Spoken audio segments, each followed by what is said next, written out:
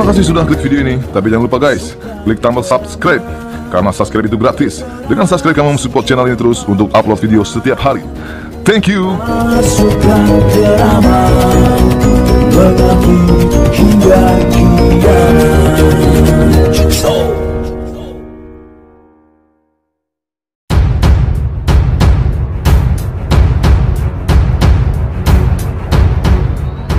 Assalamualaikum warahmatullahi wabarakatuh. Salam, Om Swastiastu, Namo Buddhaya, dan salam kebajikan. Pemirsa, sebagaimana yang kita ketahui di Jawa Timur, tepatnya di wilayah Madiun dan sekitarnya, bentrokan antar perguruan silat sering terjadi. Bahkan akhir-akhir ini bentrokan tersebut tidak hanya terjadi di lingkup Karesidenan Madiun, malah bentrokan tersebut sampai merambah di wilayah-wilayah kabupaten lain seperti di Nganjuk, Surabaya, Jember, Trenggalek, Lamongan, Tuban, Bojonegoro, Bluro atau Blora ya, Sragen, Wonogiri, dan akhir-akhir ini sampai di negara tetangga yaitu di Taiwan. Pertanyaannya, kok bisa ya? Apakah bentrokan tersebut dikarenakan adanya tugu silat? Saya rasa bukan. Jika memang disebabkan karena adanya tugu silat, secara otomatis di negara lain tidak berdiri tugu silat, tapi kenyataannya tetap saja terjadi bentrok dan menimbulkan korban jiwa.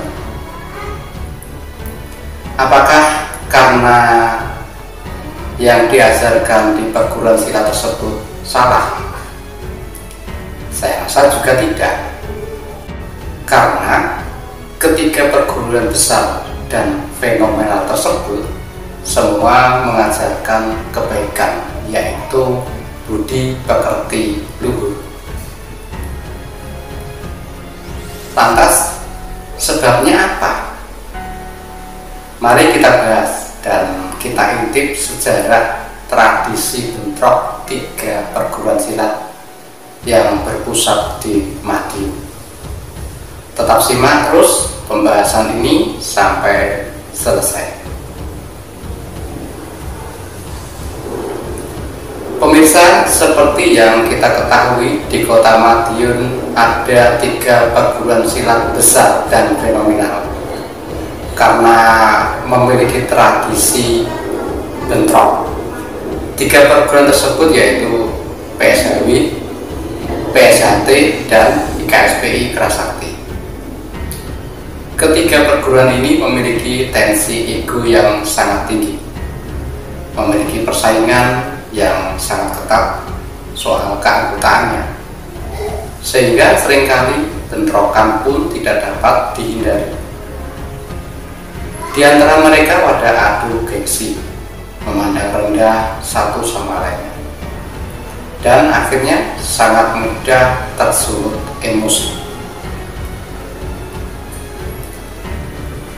Seperti misalnya ya, di perguruan PSHW, dari lawan saingnya itu selalu menganggap miring. Para anggotanya dianggap hanyalah pendekar satu malam, karena menurut cerita yang ada, katanya anggota PSHW lebih dulu disahkan sebagai anggota, baru diajarkan jurus dan lain sebagainya. Itu katanya mereka yang sok tahu dan sok paham soal perguruan PSHW. Padahal dengan kebodohannya, yang sok tahu itu hanyalah memancing keributan dan merendahkan perguruan PSHW. Karena kalau sepengetahuan saya, memang sejak zaman dahulu, semenjak esanya Eyang Suro, memang tata caranya ya seperti itu. Dan ada sisi baik jika perguruan dibuat seperti itu dalam menerima anggotanya. Salah satunya yaitu untuk menjaga pakem atau kerahasiaan atau kesakralan dari ajaran Eyang Suro. Karena setelah mereka disahkan pun juga ada kewajiban, yaitu mempelajari jurus dan ilmunya.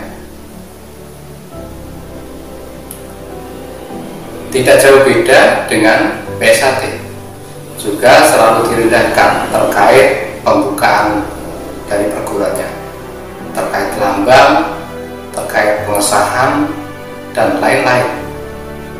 Hal ini jugalah yang memancing emosi para anggotanya.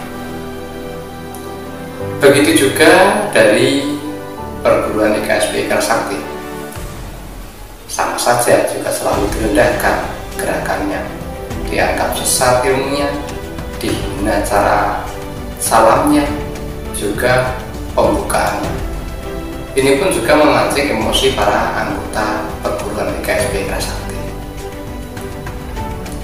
Apalagi di zaman modern seperti ini, segala informasi bisa didapat dengan sangat secepat kilat.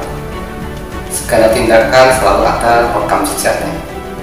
Jadi tidak heran jika bentrok semakin merajalela.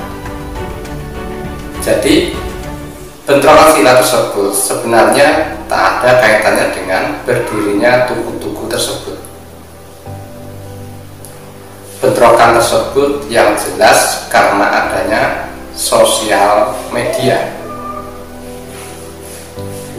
Lalu pertanyaannya, bentrokan silat tersebut apakah hanya terjadi di akhir-akhir ini atau di zaman modern ini?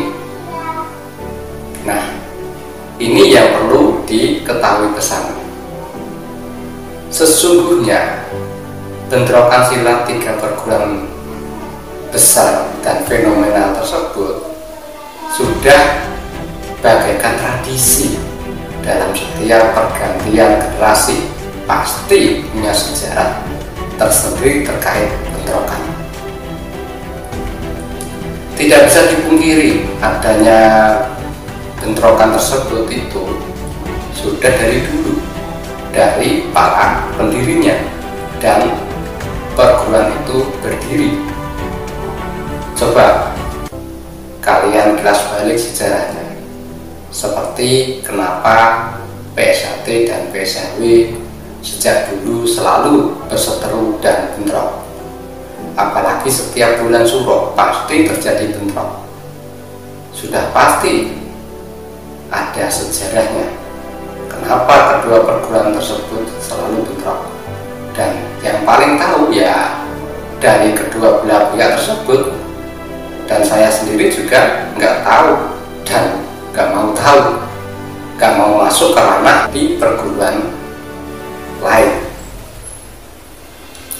Berikutnya, kenapa IKSP Kerasakti selalu dimusuhi oleh perguruan PSAT dan IKSPI setiap bentrok dengan PSAT, pihak IKSPI selalu dibantu oleh PSAW.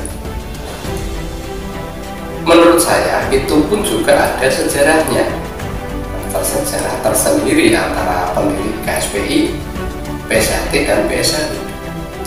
Pastinya ada polemik sejak awal, sehingga sampai sekarang polemik itu sulit diakhiri. Karena setiap doktrin yang disampaikan oleh para pelatih kepada calon anggota pastinya juga mengupas sejarah perjuangan berdirinya perguruan tersebut. Dan akhirnya tertanamlah doktrin-doktrin tentang ketidakharmonisan antara satu dan lainnya. Terkait akar permasalahannya sudah pasti dari ketiga belah pihak sudah tahu semua, apalagi para senior-seniornya sudah pasti sangat paham. Dan seharusnya yang menjadi PR dari PBIPSI ya dan para pemimpin organisasi selanjutnya adalah ini, yaitu bagaimana cara membuang doktrin-doktrin sejarah yang menimbulkan pertikaian. Bukanlah menghilangkan ikon perguruan. Dari segala peristiwa yang terjadi seperti bentrok yang selalu meresahkan masyarakat dan menimbulkan korban jiwa, juga akhirnya terjadi pembongkaran tugu, harusnya bisa menjadi pelajaran yang berarti untuk menyudahi tradisi yang menurut hemat saya sangat tidak benar, karena tidak sesuai dengan tujuan didirikan perguruan dan tidak sesuai dengan Pancasila serta Undang-Undang Dasar 1945 yang menjadi pedoman kita, ya, pedoman bersama dalam berbangsa dan bernegara. Itulah yang bisa saya sampaikan. Untuk terkait sejarahnya seperti apa, silahkan cari sendiri saja. Semoga video ini bermanfaat dan bisa menggugah kita semua agar kita bisa merendahkan tensi, gesekan, menanggalkan ego, dan tidak saling merendahkan satu sama lain, menghina dan menjatuhkan satu sama lainnya. Terima kasih sudah menyimak video ini sampai selesai. Mohon maaf jika ada tutur kata yang kurang berkenan. Akhir kata dari saya, wassalamualaikum warahmatullahi wabarakatuh.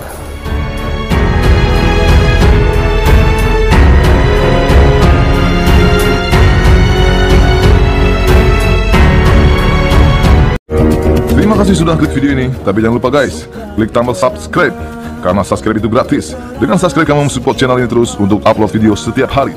Thank you. Masukkan ke ramal, mengaku hingga